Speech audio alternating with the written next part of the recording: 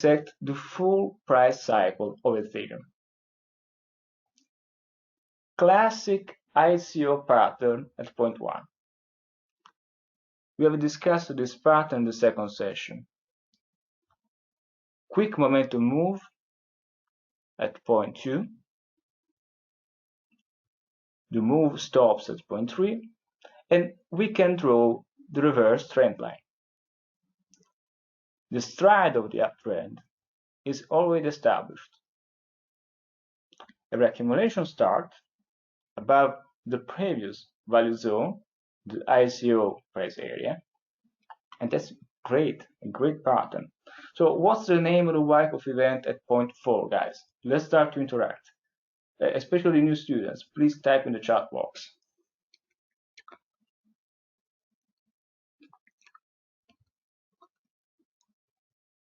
Yes, spring phase C.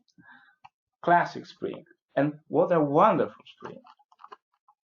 Let's quickly review the spring on the 4 days time frame.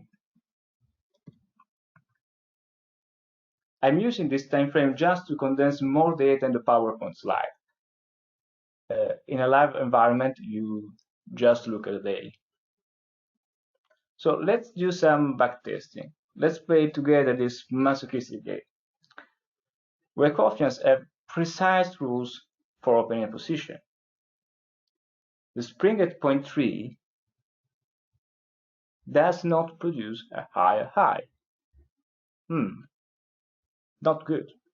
Supply is still dominant, and we expect a retest of the low. So the retest comes here, point 4, and we see another spring. What's the bar that acts as a final confirmation of this spring, guys?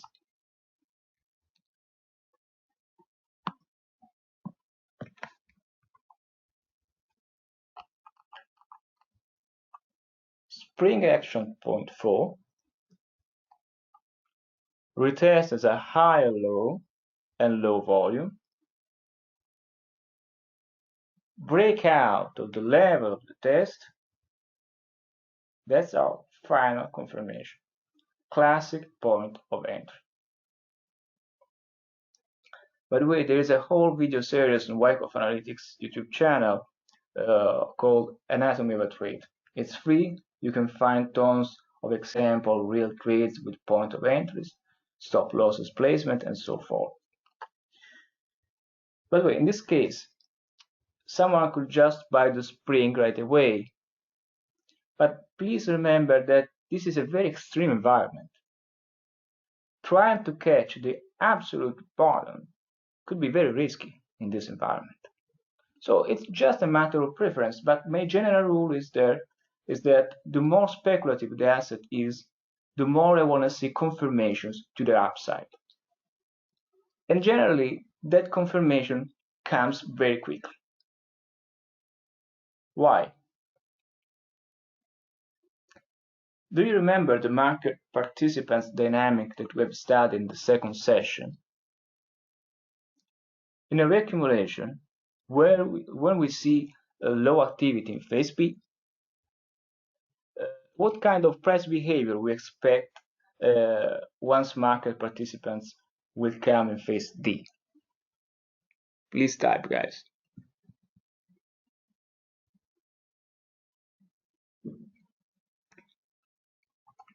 Yes, vertical absorption, buy on the way up. Great. So they will be forced to absorb supply on the way up.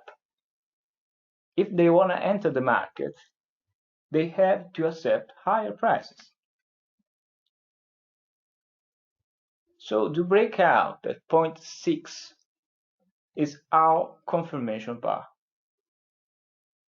Stop loss on the low of the test at point 5. And consider that this is a logarithmic scale, so the stop loss here is quite big. But we have to consider that this asset is outperforming the market, but not just the crypto market, the global markets in 2017. 2017, a great year for speculators. Just think of the S&P. Ethereum was outperforming that crazy market. So you expect some kind of crazy reward here. And I'm not showing PNF charts here, but I just invite you to calculate the PNF target on this chart on a logarithmic scale on stockcharts.com. They work beautifully. Now look at the supply spike that comes after bar 6.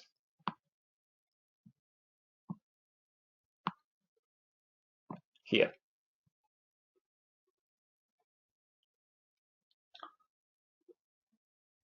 Look at that big red volume bar. It's scary. What do you think when you are in a long position like this and you see such a high volume?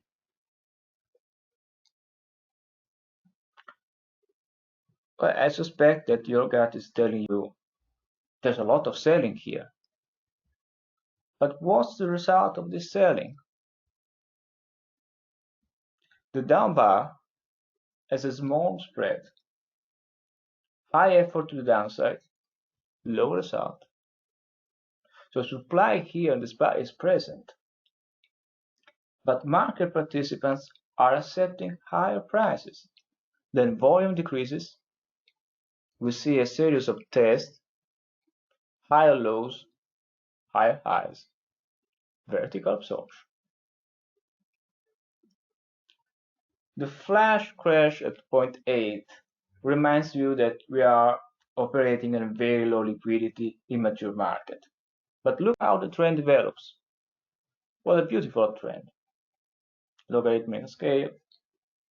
It's like watching 10 years of Amazon tape at 10 times the speed.